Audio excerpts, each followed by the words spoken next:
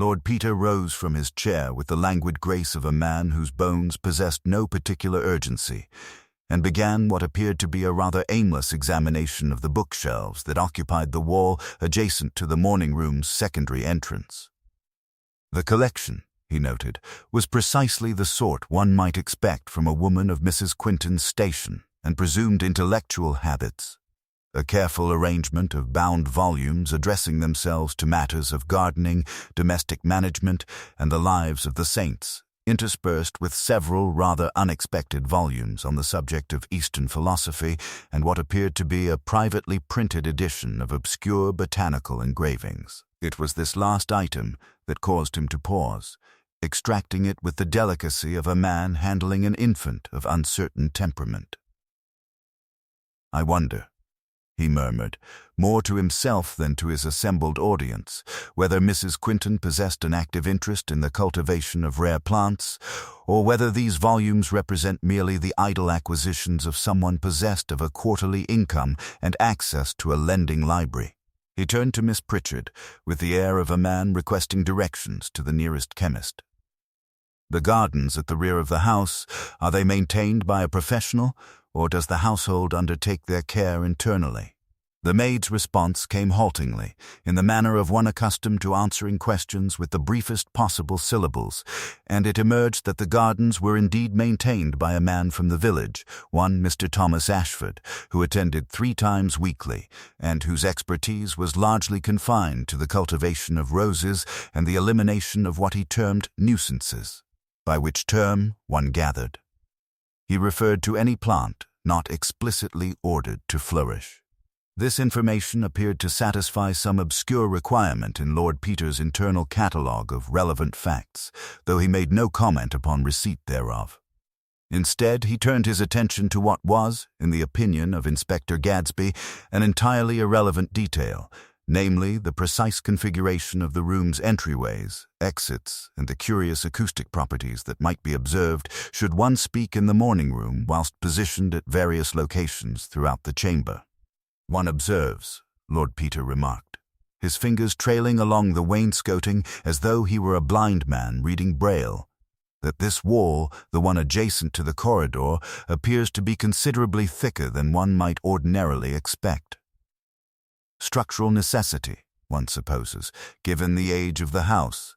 And yet, if one were to place one's ear against the plaster here, at this particular juncture near the doorframe, one might notice a quite extraordinary diminishment of external sound, rather like being enclosed within a very expensive traveling compartment.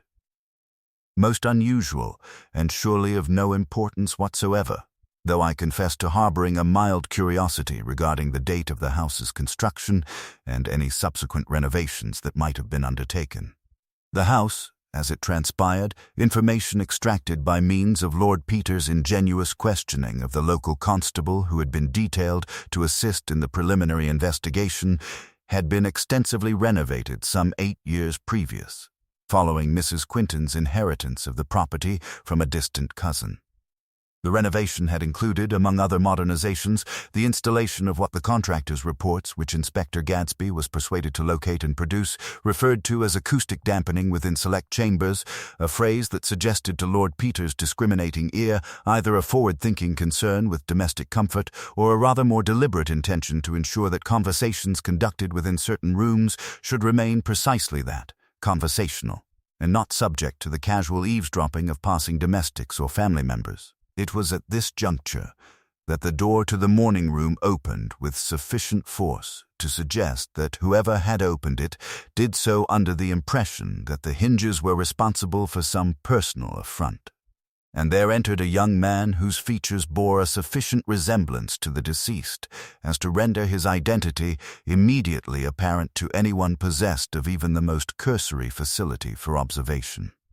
Mr. Adrian Quinton, Mrs. Arabella's nephew and ward, presented himself as a specimen of youth made anxious by circumstances, his dark hair somewhat disheveled, his collar askew in a manner suggesting either hasty dressing or the consequences of prolonged agitation.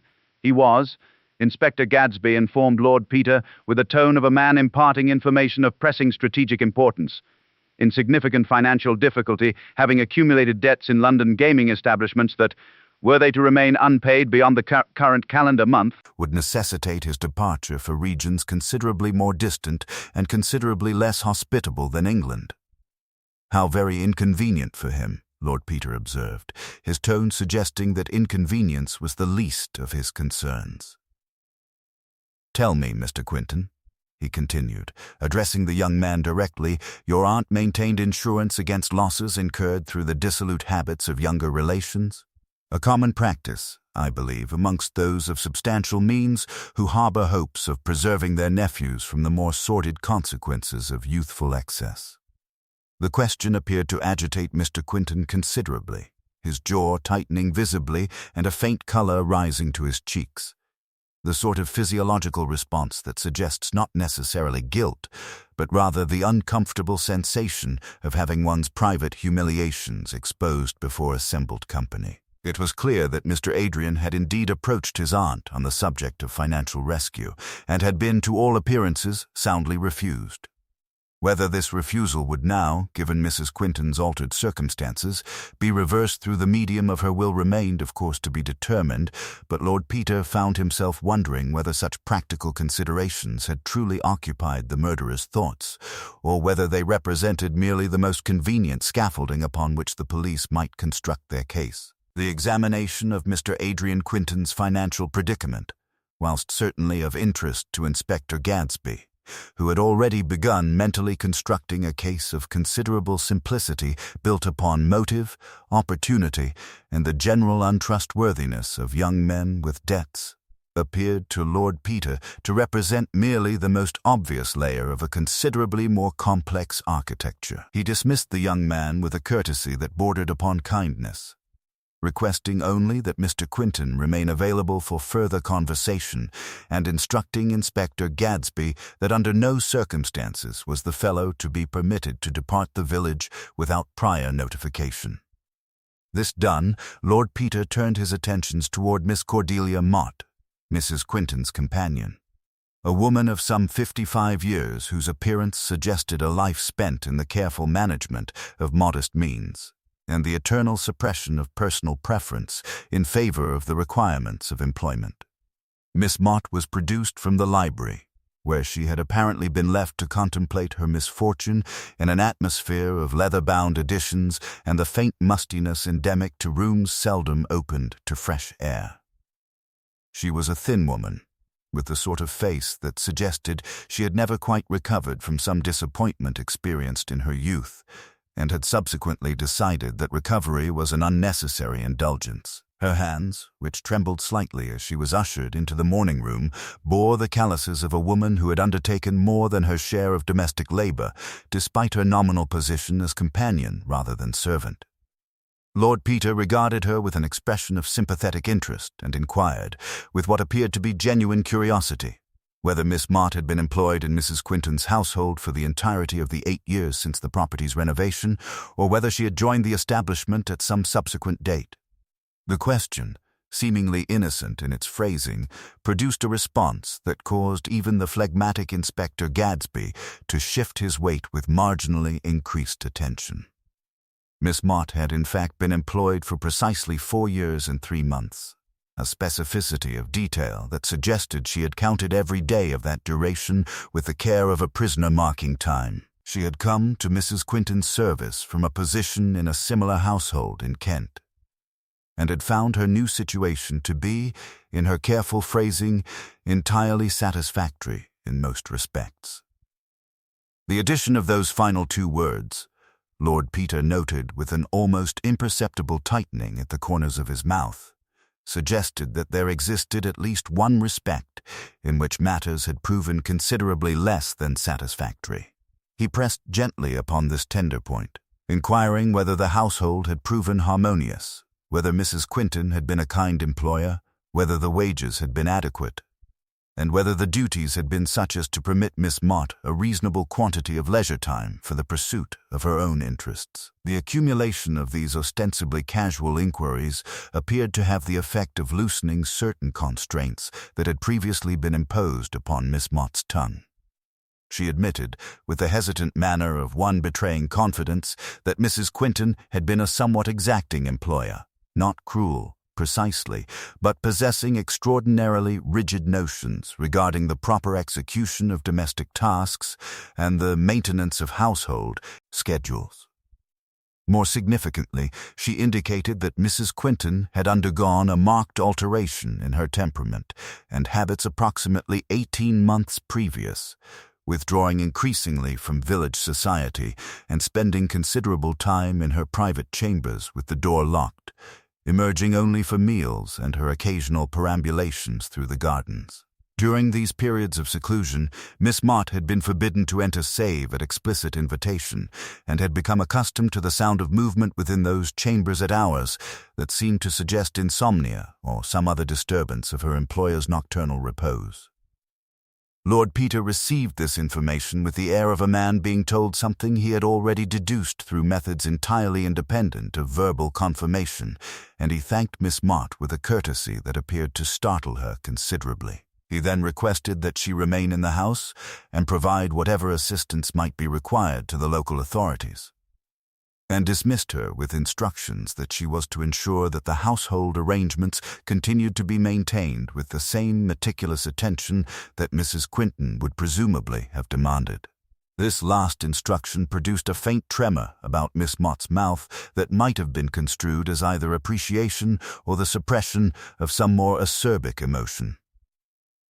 Once Miss Mott had withdrawn, Lord Peter stood in silence for several minutes, his gaze fixed upon the Turkish carpet upon which Mrs. Quinton's body had been discovered. Inspector Gadsby, interpreting this silence as either deep thought or the prelude to one of those apparently irrelevant observations that characterized the detective's methodology, waited with the patience of a man accustomed to eccentricity in those of superior rank. When Lord Peter finally spoke, his tone had taken on a quality of increased gravity, though his words themselves seemed almost trivial in their import. "Inspector," he said, "I should be very much obliged if you would arrange for the immediate examination of Mrs. Quinton's private chambers. I wish to know with absolute precision what articles are present within those rooms, what articles appear to be absent, and whether any evidence exists of recent disturbance or the hastily concealed removal of particular items. Furthermore, I should like access to Mrs. Quinton's correspondence, all of it, not merely what lies upon her writing desk, but any that might be discovered elsewhere within the house. And finally, I wish to know the precise nature of the inheritance that descended upon the household following the death of Mrs. Quinton's distant cousin. Someone, I rather suspect, went to considerable trouble to ensure that this house, and in particular certain of its chambers, possessed certain rather unusual properties. The examination of Mrs. Quinton's private chambers, which occupied the entire eastern wing of the second floor and had apparently been sealed with the meticulous care of a pharaoh's tomb, revealed a picture of existence so profoundly at variance with the orderly, companionable life one might have supposed her to be leading as to suggest that Mrs. Arabella Quinton had been, in effect, two entirely distinct persons occupying the same corporeal envelope. The public Mrs. Quinton, widow, philanthropist, regular attendant at the village church, and occasional hostess of modest tea gatherings, was as far removed from the private Mrs. Quinton as a carefully constructed stage set is from the machinery and apparatus that operates behind the curtain. The chambers themselves were decorated in a style that suggested either extraordinary aesthetic sophistication or a deliberate cultivation of atmosphere calculated to produce specific emotional responses in those permitted to enter. Heavy damask curtains, perpetually drawn, excluded all but the most insistent daylight. The furniture, whilst not cheap, possessed an eclectic quality that suggested acquisition through channels considerably more obscure than the conventional London furniture houses, and the walls, decorated with an array of prints, drawings, and what appeared to be original paintings of considerable merit, depicted scenes of such peculiar intensity that even Inspector Gadsby, whose artistic sensibilities were not pronounced, felt compelled to request Lord Peter's opinion regarding their nature. "Japanese woodcuts," Lord Peter observed. his eyes moving across a series of prints with the focused attention of a scholar examining ancient manuscripts, executed with considerable technical mastery, and depicting scenes that are, I should venture to suggest, considerably more explicit in their erotic content than what one ordinarily encounters in household decoration. And here he gestured toward a large oil painting that dominated one wall, what appears to be a work executed in the symbolist tradition, probably French, and almost certainly dating from the Danish 1890s. A rather extraordinary accumulation for a woman of Mrs. Quinton's apparent station and presumed conservative temperament. One wonders how long this collection had been in her possession and whether the household staff possessed any suspicion regarding the true nature of these chambers. The correspondence, which had been discovered in a locked mahogany escritoire situated beneath the painting in question, proved to be equally revelatory and considerably more troubling. Here were letters, dozens of them, in a feminine hand that was not Mrs. Quinton's own, though clearly belonging to someone who wrote with considerable education and emotional intensity. The letters were undated and unsigned, but their contents made abundantly clear that they represented the communications of a woman profoundly, intensely, and illicitly in love with the recipient. They spoke of yearning conducted in stolen hours, of meetings arranged with elaborate precaution, of fears regarding discovery and social ruin, of promises made and withdrawn, of passionate declarations alternating with periods of wounded silence. The tone shifted across the letters from euphoria to despair, from tender solicitation to bitter recrimination, painting a portrait of a relationship conducted entirely in shadow, subsisting upon the margins of propriety and dependent upon absolute secrecy for its continuation. Lord Peter extracted these documents with the care of an archaeologist removing artifacts from a tomb, and read through them with an expression of increasing concentration. Inspector Gadsby, who had been examining other materials discovered within the escritoire, account books, bank statements, and what appeared to be receipts from various London establishments, suddenly produced a low whistle of the sort that suggested the discovery of information of considerable import. "My lord," he said, with the formal courtesy that suggested he was about to make a statement that he knew would be received with skepticism, "these accounts appear to indicate that Mrs. Quinton has been maintaining what might be characterized as a second residence in London, a small flat in Bloomsbury to be precise, and has been conducting regular financial transactions with an art dealer in Soho and what appear to be rather exclusive society venues. The sums involved are not inconsiderable." "Bloomsbury," Lord Peter repeated, his tone invested with a quality of thoughtful appreciation. "How extraordinarily convenient. And the dates of these transactions, do they correlate with Mrs. Quinton's purported visits to her solicitor in London, or do they suggest a pattern of journeys conducted under some other stated pretense?" The inspector, after consulting the household accounts which detailed Mrs. Quinton's movements with meticulous precision, confirmed that the expenditures in London appeared to have accelerated considerably in the 18 months since the alteration in Mrs. Quinton's temperament that Miss Mott had noted.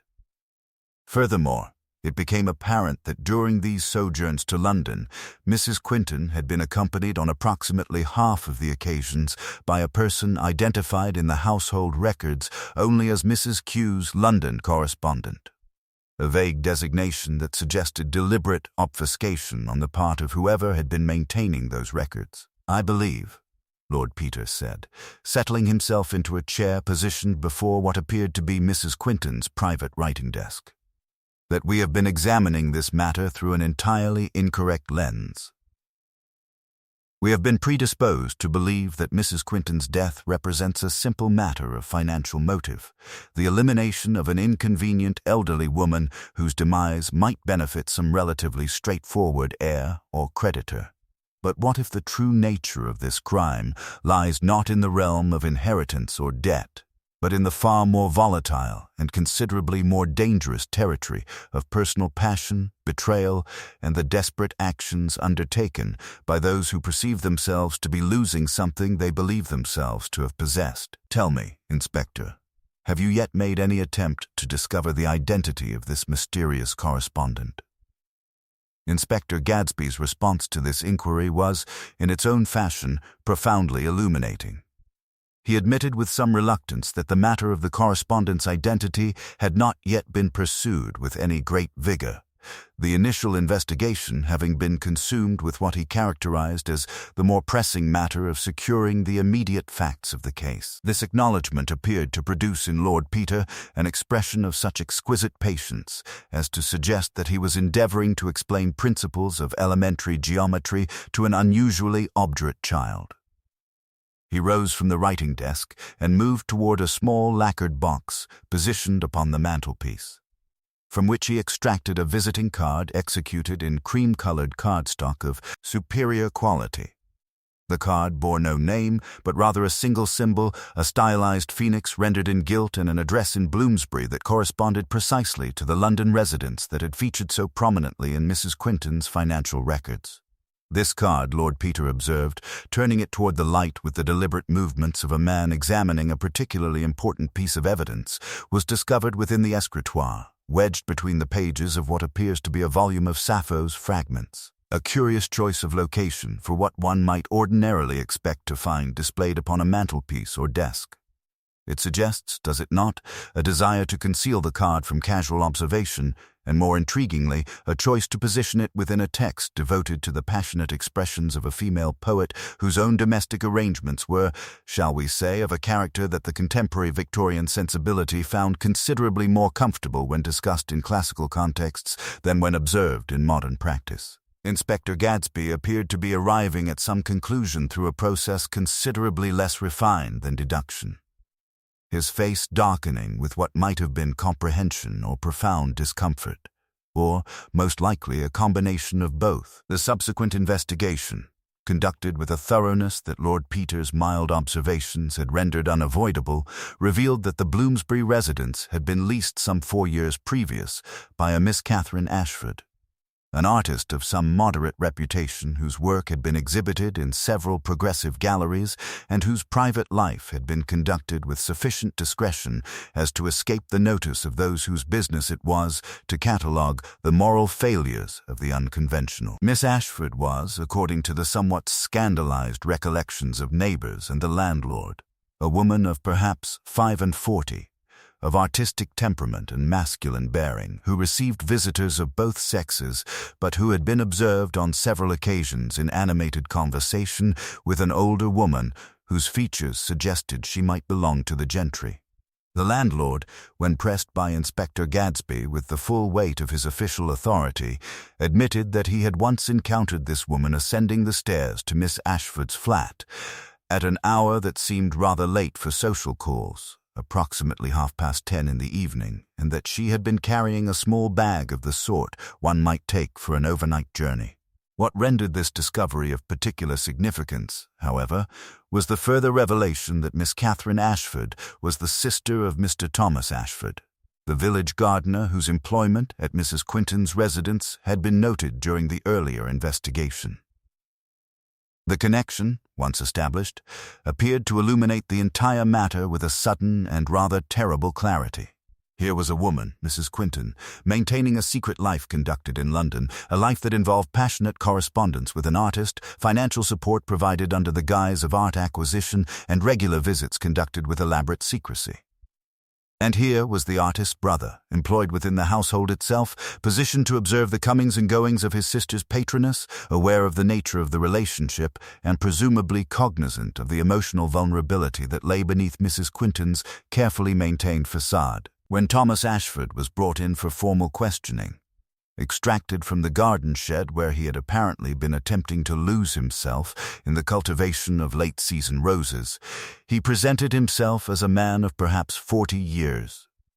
with the weathered complexion of one who spent considerable time in open air and the sort of reserve that characterized working men thrust into uncomfortable proximity with authority. He admitted readily enough to being the brother of Miss Catherine Ashford and acknowledged that he had occasionally assisted in conveying correspondence between his sister and Mrs. Quinton during those periods when the normal postal service seemed inadequate to the purpose. What he vehemently denied was any involvement in Mrs. Quinton's death, and indeed appeared genuinely distressed at the suggestion that his sister's reputation might be further compromised by association with such a crime. "You see," Lord Peter remarked to Inspector Gadsby, as they observed Ashford through the window of the parlor where he had been left under mild constraint, "the gardener is almost certainly innocent of any direct involvement in the murder itself. His distress at the implications of the investigation appears entirely genuine, and his cooperation in providing information regarding the correspondence between his sister and Mrs. Quinton suggests a man without pressing reason to conceal the truth." And yet, he paused, his pale eyes narrowing as he regarded the man's hunched shoulders and the almost desperate manner in which he twisted his cap between his weathered hands. "We have now established that Mrs. Quinton maintained a passionate attachment to a woman of unconventional character, that this attachment was known to at least one member of the household, and that the financial support provided to Miss Ashford was of a character that might be described as considerable. We must now inquire whether this situation was known to anyone else within the household, and more significantly, whether anyone else possessed reason to wish that this arrangement might be brought to an end." The interrogation of Mr. Adrian Quinton, reconvened in the library with considerably greater intensity of purpose than had characterized the preliminary examination, revealed a state of knowledge regarding his aunt's affairs that appeared to exceed what might have been expected from a nephew ostensibly occupied with his own financial distresses in London.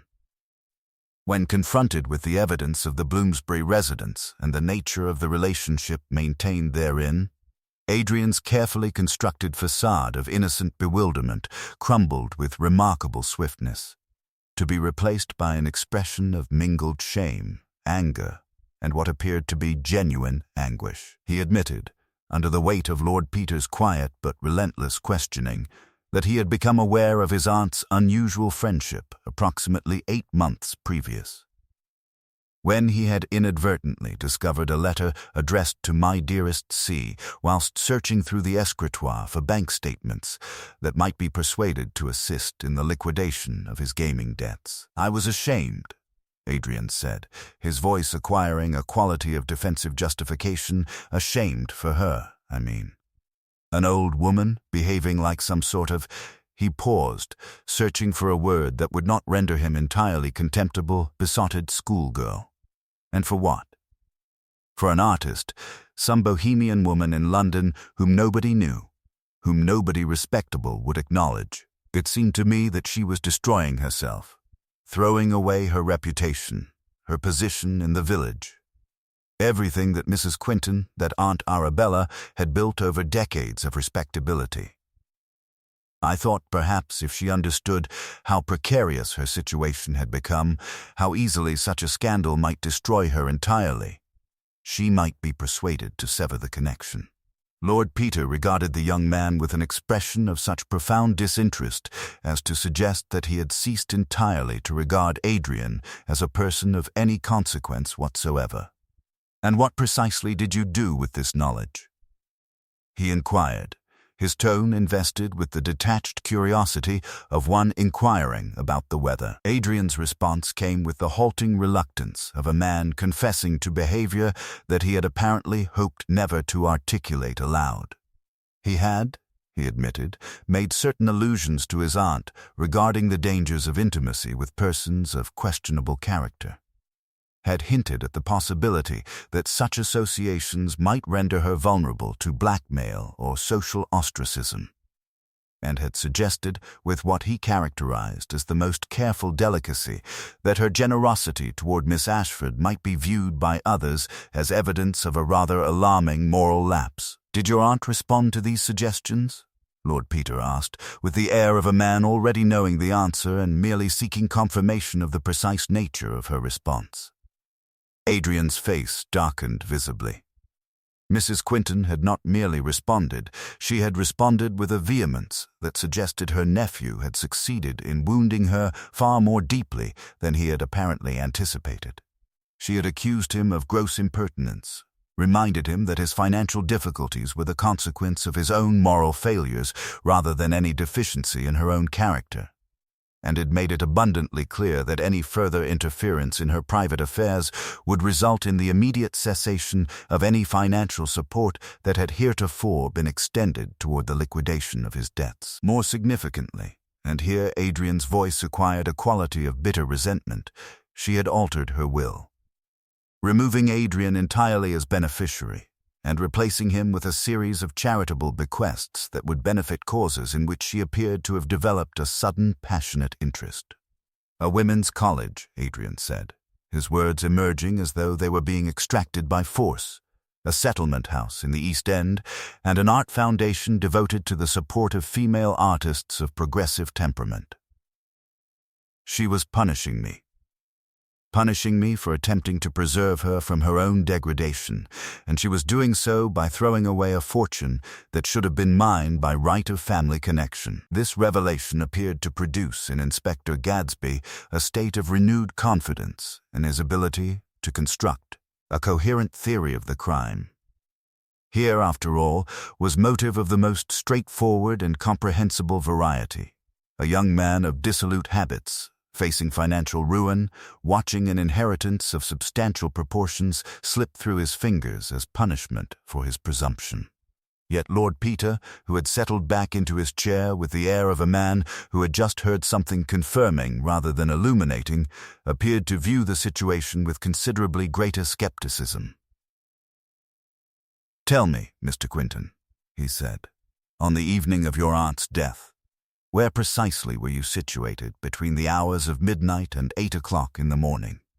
Adrian's response, that he had been in his chambers, asleep, was precisely the sort of answer that, whilst difficult to disprove entirely, carried with it the unmistakable quality of testimony that would convince neither judge nor jury. He had no witnesses to corroborate his presence, no servant who had seen him, no evidence save his own assertion. Yet something in Lord Peter's expression suggested that he was not yet ready to accept Adrian Quinton as the perpetrator of his aunt's murder, despite the accumulation of motive and opportunity.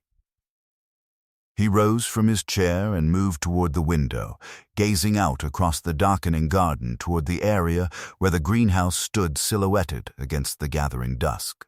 "Inspector," he said, "without turning from the window, I believe it is now time to direct our attentions toward the question of precisely how Mrs. Quinton's body came to be arranged so carefully upon the Turkish carpet. For I confess that I have been considerably puzzled by a question that has apparently not troubled your investigative mind at all. Namely, where exactly was she when she was struck down?" The question, posed with such deceptive simplicity, appeared to strike Inspector Gadsby with the force of a physical blow. He had, in the course of his investigation, occupied himself almost entirely with the matter of who might have wished Mrs. Quinton dead and who possessed the means to accomplish that objective, but had apparently devoted remarkably little attention to the practical mechanics of how the crime itself had been executed. The medical examination had established that Mrs. Quinton had been struck upon the left temple with considerable force, rendering her unconscious, and that death had subsequently supervened through means that Dr. Hendricks had characterized with his customary vagueness as complications arising from the initial trauma. But the precise location of this initial assault, the identity of the instrument employed, and the mechanism by which an elderly woman attired in her nightdress had come to be positioned upon the Turkish carpet of the morning room remained almost entirely unexamined. Lord Peter's examination of this matter began, characteristically, not with an interrogation of suspects or a detailed perusal of physical evidence, but rather with what appeared to be a leisurely inspection of the household's architectural peculiarities. He requested that Inspector Gadsby accompany him on a tour of the second floor, paying particular attention to the spatial relationships between Mrs. Quinton's private chambers, the corridor that connected them to the main staircase, and the various rooms that lay adjacent to the morning room itself. As they progressed through the house, Lord Peter made a series of observations that seemed, in their initial formulation, to possess only the most tenuous relevance to the matter at hand. He noted the precise thickness of the walls, the peculiar acoustic properties created by the renovation undertaken 8 years previous, the manner in which sound traveled through the corridor at certain hours of the day, and the curious fact that the servants' staircase, which provided access to the upper floors, ran almost immediately adjacent to what had once been the linen closet but had subsequently been converted, according to the household records, into additional storage space. "You perceive," Lord Peter remarked, pausing before a door that appeared to lead into a relatively nondescript storage chamber, "that this particular closet, if indeed it deserves that appellation, is positioned in such a manner as to provide access to the corridor whilst remaining almost entirely invisible from the main hallway. One might emerge from this space and proceed directly toward the staircase without encountering anyone who might be situated in the more public areas of the house. Rather convenient, one should think, for someone wishing to move about the household during hours when the servants were presumably asleep." The examination of the storage space itself revealed something considerably more interesting than the accumulation of spare linen and household supplies that its ostensible function would suggest. Hidden behind a loose panel of wainscoting, accessible only through a rather ingenious system of concealed hinges, was a narrow passage that appeared to lead directly toward the wall shared with Mrs. Quinton's private chambers. Further investigation revealed that this passage terminated in what was undoubtedly a concealed door, carefully constructed and disguised to appear as nothing more than an additional section of wall paneling when viewed from within the private chambers themselves. Lord Peter regarded this discovery with an expression of profound and almost gleeful appreciation. "Inspector," he said, his voice acquiring a quality of theatrical satisfaction, "I believe we have discovered the purpose for which the acoustic dampening was installed during the renovation 8 years previous. Someone, and I should venture to suppose someone with considerable expertise in such matters, took great pains to ensure that a passage connecting the storage areas to Mrs. Quinton's private chambers could be negotiated without the knowledge or awareness of anyone occupying the adjacent rooms." The implications of this discovery appeared to strike Inspector Gadsby with gradually increasing force. Here was a means by which an intruder might enter Mrs. Quinton's chambers without passing through the locked doors that connected those rooms to the main corridor. Here was a mechanism that would permit movement about the house during the night hours with minimal risk of being observed. And here, Lord Peter suggested with mounting certainty, was evidence of premeditation and careful planning that far exceeded what one might expect from a crime of passion or sudden rage. Someone had taken considerable trouble to establish this passage, to maintain it in working condition, and to ensure that its existence remained unknown to the casual observer. "We must now," Lord Peter said, his pale eyes gleaming with the intensity of a hunter who has caught the scent of his quarry, determine precisely when this passage was constructed and for what purpose it was originally intended. The renovation records from 8 years previous will, I suspect, prove to be considerably more detailed and illuminating than Inspector Gadsby has thus far discovered.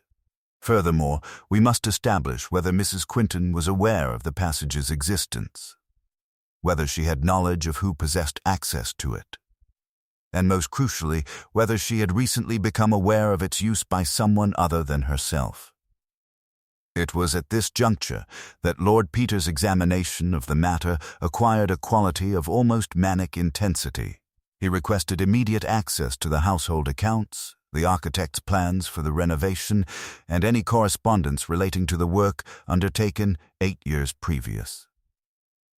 More significantly, he requested that Miss Mott be brought before him for an interview conducted with considerably greater rigor than had characterized their earlier conversation. The look that crossed the companion's face when she was informed of this requirement suggested that she had been anticipating such a summons with the resigned dread of one who has been living in expectation of discovery. Miss Cordelia Mott entered the library where Lord Peter had established himself with something of the air of a woman ascending to the gallows, her thin shoulders bent forward and her hands clasped before her with the sort of tension that suggested her fingers might snap like kindling should they be subjected to any additional pressure. Lord Peter did not invite her to sit, nor did he offer her the courtesy of preliminary pleasantries. Instead, he positioned himself directly before her and spoke with a directness that appeared to strip away all pretense of gentle inquiry. "Miss Mott," he said, "you have been employed in this household for 4 years and 3 months. During that time, you have observed Mrs. Quinton's habits with the meticulous attention of someone whose employment depends upon the anticipation of her employer's requirements. You are aware of her journeys to London, her financial arrangements, and the true nature of her relationship with Miss Catherine Ashford. What I require to know, Miss Mott, is whether you are also aware of the passage concealed within the wall adjacent to the storage chamber, and if so, precisely how long you have possessed that knowledge." The companion's response came in the form of a strangled sound that might have been either a gasp or a sob, and she appeared to require considerable time before she could compose herself sufficiently to produce coherent speech. When she finally did speak, her voice emerged in barely more than a whisper, as though she feared that audible words might shatter something within her that had been held precariously together through the force of her own willpower alone. "I discovered the passage," she admitted, 6 months ago.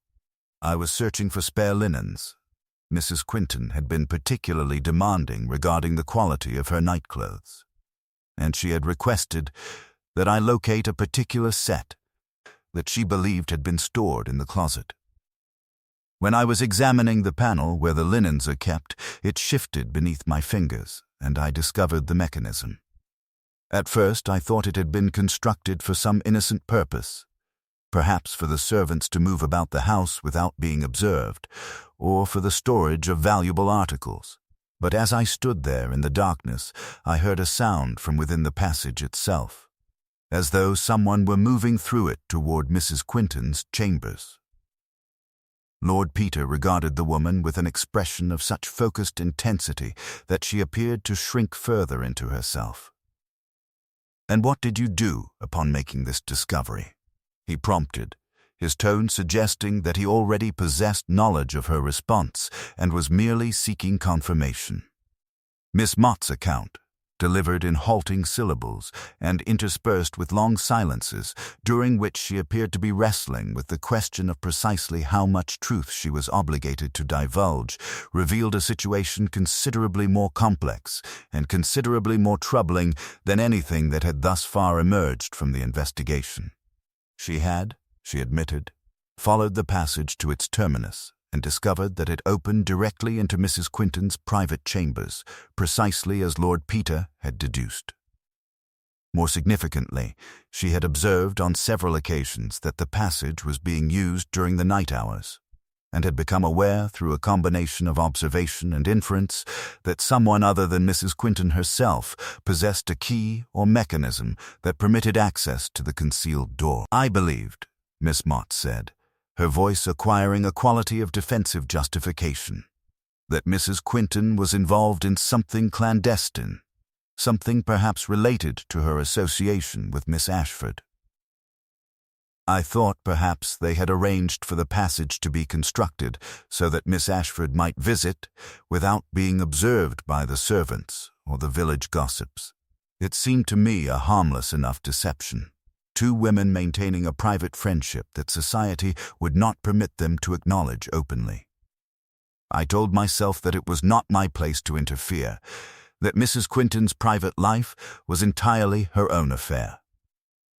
"But you were troubled by it," Lord Peter observed, his pale eyes searching her face with an intensity that appeared to penetrate her carefully constructed facade. "You were troubled because you knew or suspected that someone other than Miss Ashford possessed access to that passage. Someone whose presence within Mrs. Quinton's chambers during the hours of darkness suggested something considerably more sinister than the maintenance of a romantic friendship." Miss Mott's response came in the form of a confession that appeared to rupture whatever psychological barriers had been maintaining her composure.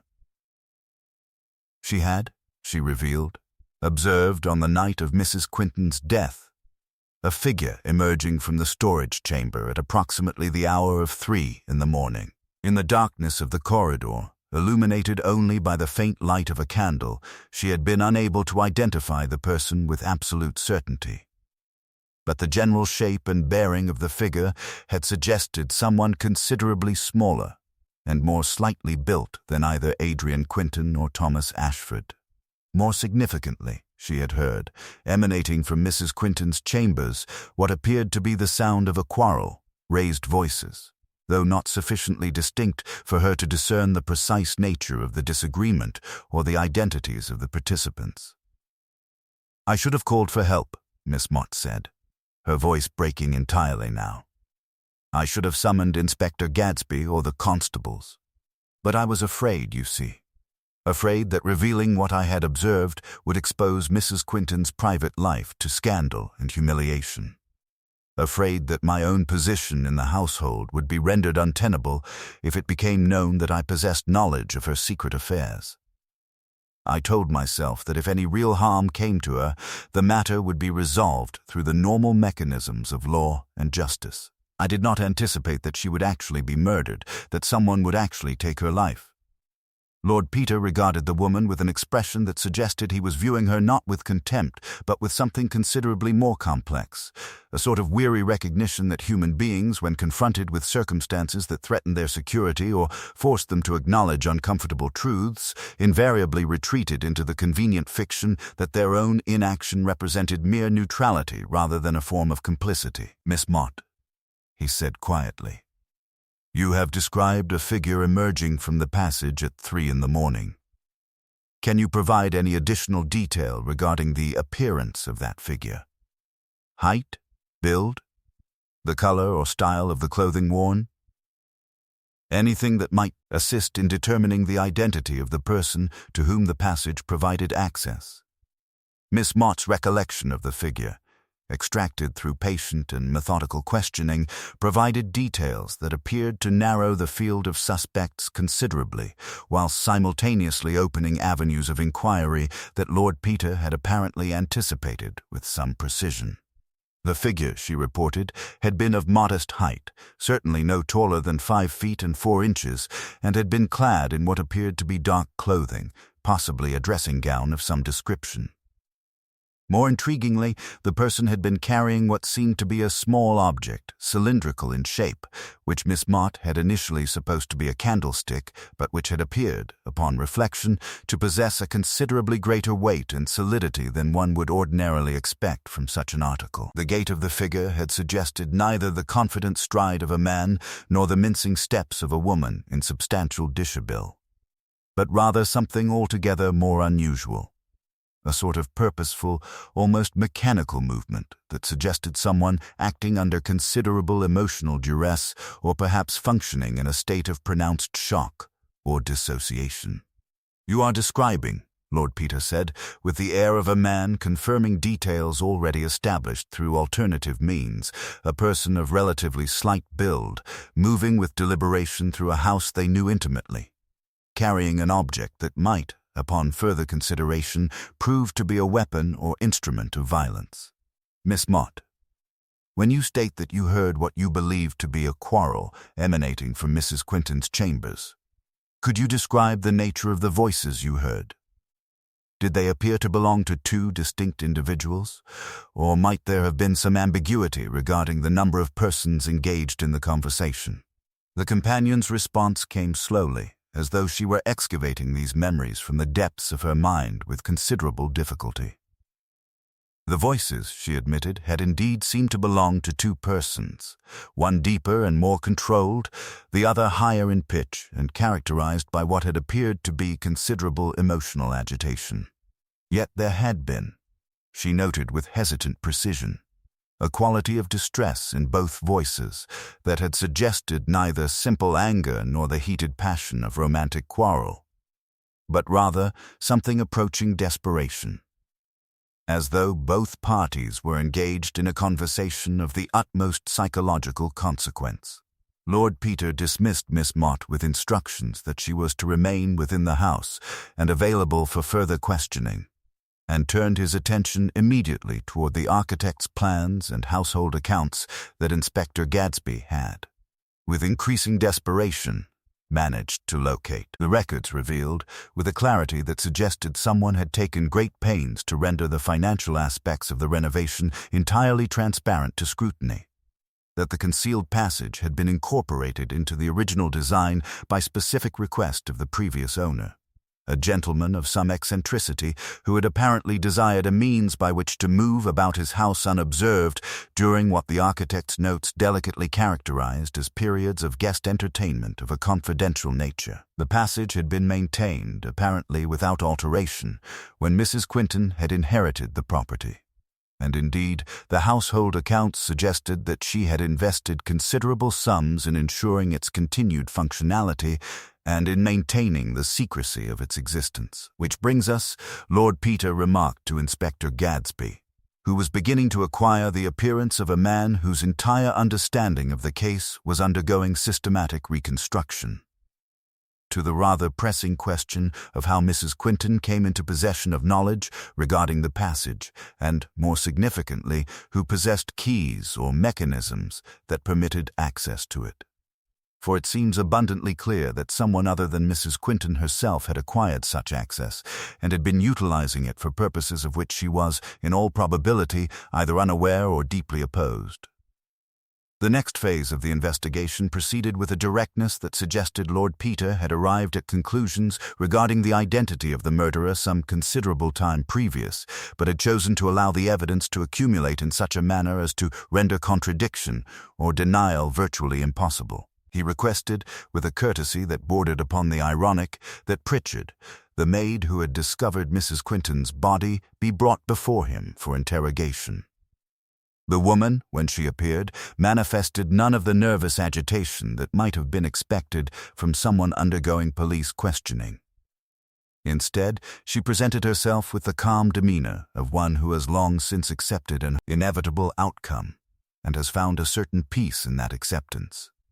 Pritchard was, as it transpired, approximately 45 years of age, but possessed of a countenance that might have suggested a woman considerably older, bearing the sort of lines and weathering that came from a lifetime spent in service and the perpetual suppression of one's own desires in favor of those of one's employers. Lord Peter's initial questions addressed themselves to matters that appeared, on their surface, to be concerned with the mechanics of household routine, the precise timing of her morning activities, the sequence in which she attended to her various duties, the specific moments at which she was customarily present in various parts of the house. Yet as the questioning proceeded, it became apparent that these ostensibly innocuous inquiries were building toward something far more significant. "Tell me, Miss Pritchard," Lord Peter said, his tone remaining throughout invested with that particular quality of arch amusement that had come to characterize his interactions with those who had undertaken to dissemble before him. "How long have you been aware of the concealed passage adjacent to the storage chamber?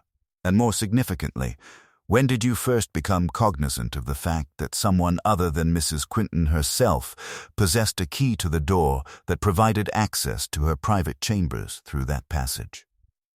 Pritchard's response came not in words, but in the subtle alteration of her expression, a sort of resignation settling across her features like a veil being drawn across a previously revealed truth. When she finally spoke, her voice emerged steady and almost devoid of inflection, as though she were recounting events that had occurred to someone else entirely, viewed through the distance of considerable temporal and emotional separation.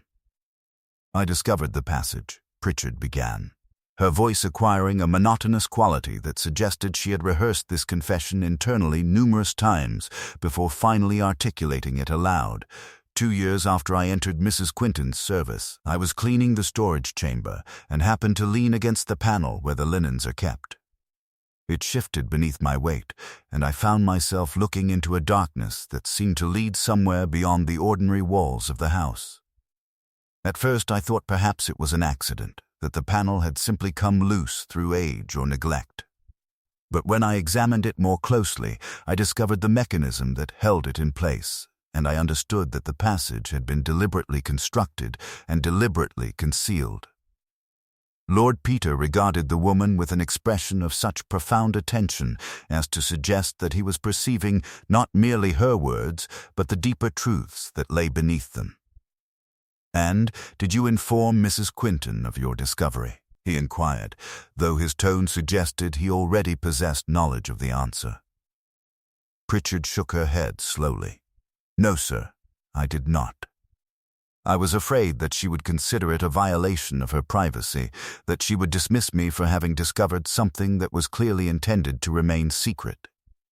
I sealed the panel as carefully as I could and said nothing to anyone. But you continued to observe the passage," Lord Peter suggested, his tone invested with the certainty of one stating established fact rather than posing interrogative inquiry. "You became aware that someone other than Mrs. Quinton was making use of it, that someone possessed a key or mechanism that permitted them to enter her private chambers without passing through the main corridors of the house. And you discovered at some point the identity of that person." Pritchard's hands, which had been clasped tightly before her, trembled slightly. "It was Miss Ashford," she said quietly. "Miss Catherine Ashford.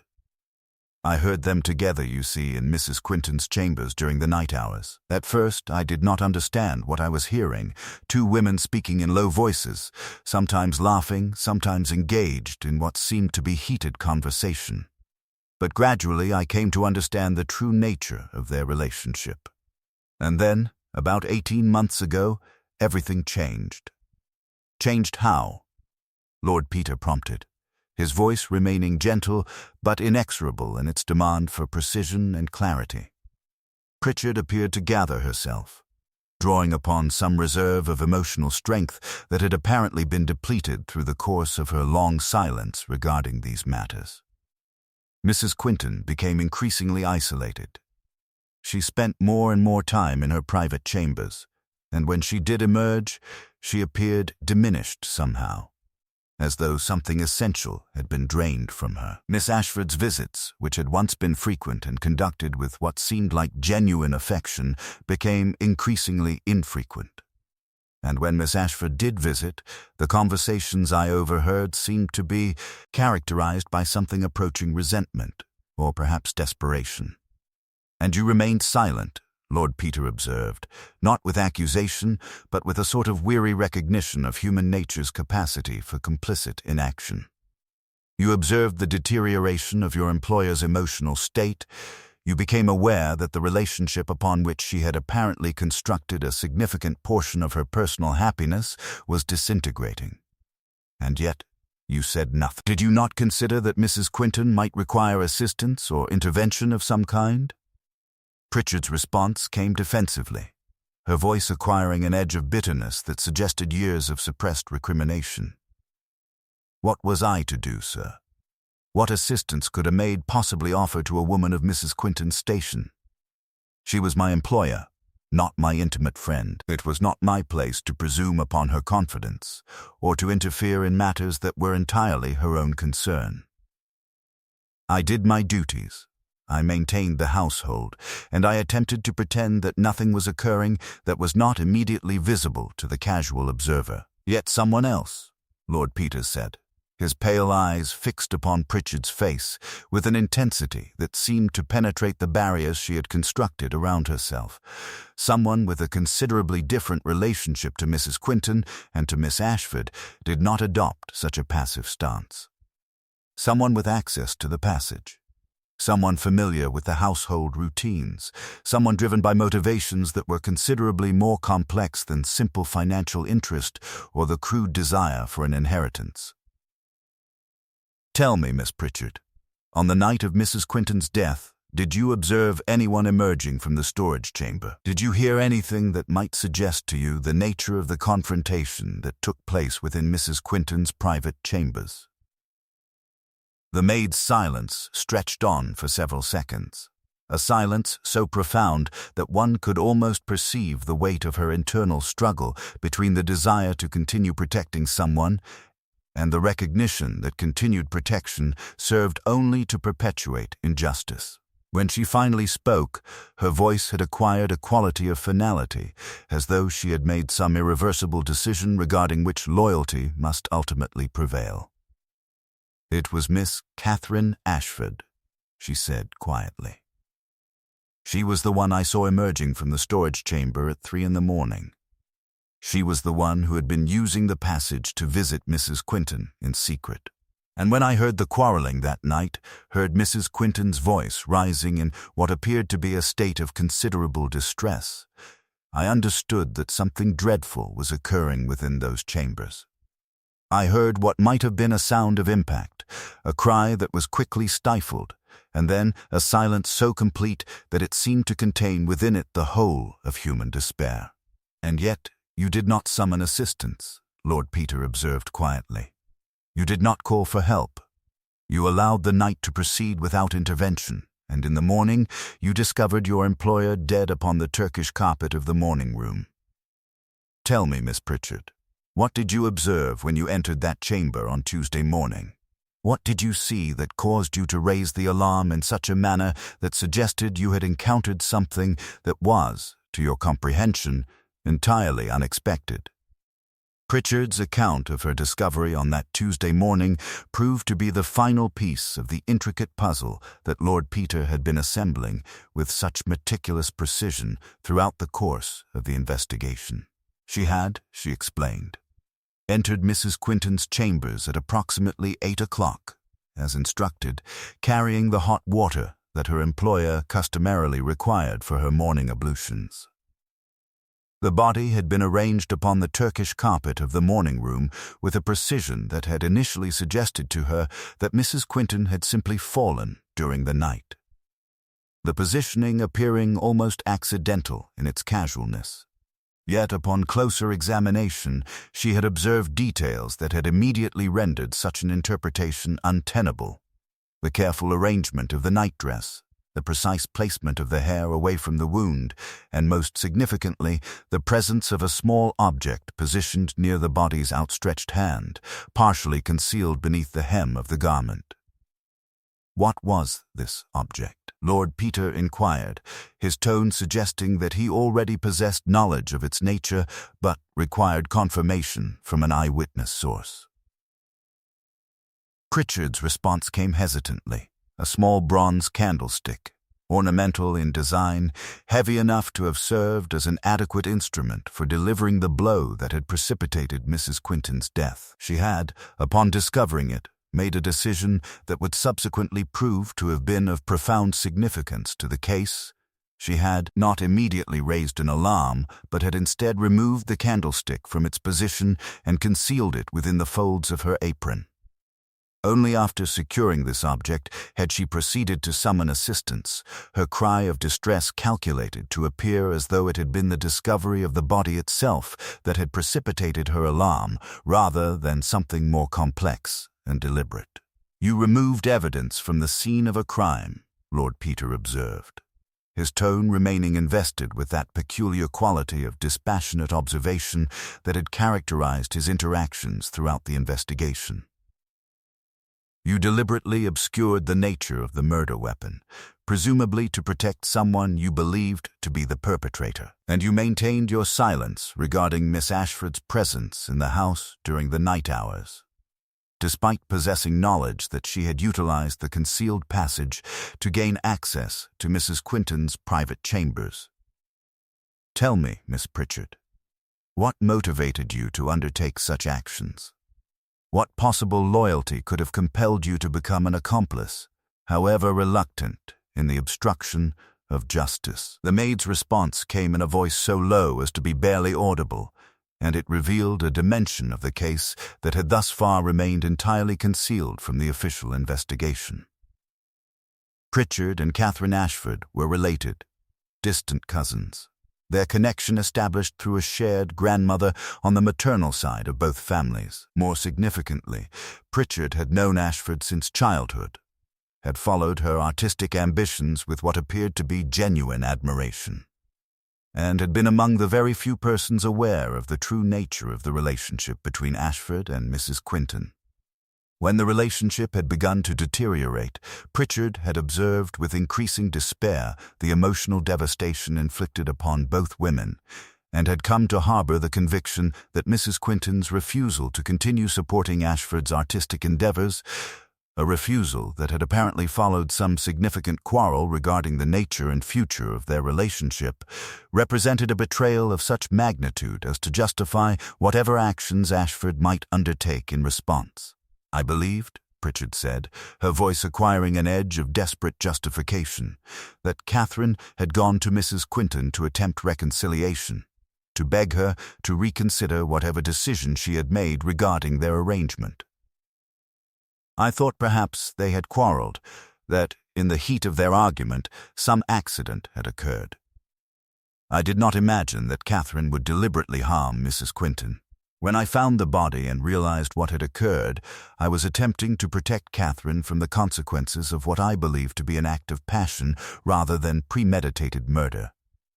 Lord Peter rose from his chair and moved toward the window, gazing out across the November landscape with an expression that suggested he was contemplating not the immediate surroundings but something considerably more abstract and more troubling. "Inspector Gadsby," he said, his voice carrying through the library with a clarity that demanded immediate attention, "I believe it is now time to apprehend Miss Catherine Ashford.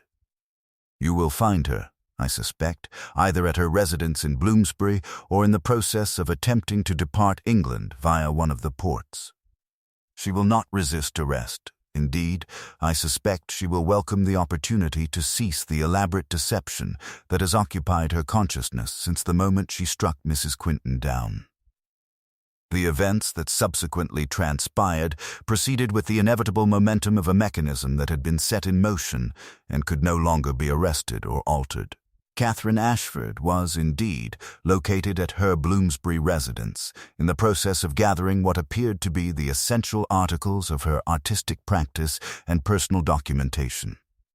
When confronted with the evidence of Lord Peter's deductions, the concealed passage, the testimony of both Pritchard and Miss Mott, the chronological reconstruction of events on the night of the murder, she offered no denial and no attempt at escape. Instead, she submitted to arrest with a passivity that suggested relief rather than despair, as though the burden of continued concealment had been such as to render the prospect of discovery and formal accusation almost welcome. It was not until the formal interrogation, conducted in the presence of the magistrate, and with Lord Peter in attendance as a civilian consultant to the investigation, that the true nature of the crime and the motivations that had driven Ashford to murder became apparent. Mrs. Quinton, it emerged, had not merely withdrawn her financial support for Ashford's artistic endeavors, she had threatened to expose the nature of their relationship to the entire village, to destroy Ashford's professional reputation, and to ensure that she would be rendered unable to obtain employment or shelter anywhere within respectable society. The threat had been motivated not by malice but by wounded pride and the desperate desire to punish Ashford for what Mrs. Quinton had perceived as betrayal and abandonment. Ashford had come to the house that night not with murderous intent but with the hope of achieving reconciliation, of demonstrating that the relationship remained valuable and worth preserving despite whatever conflicts had arisen.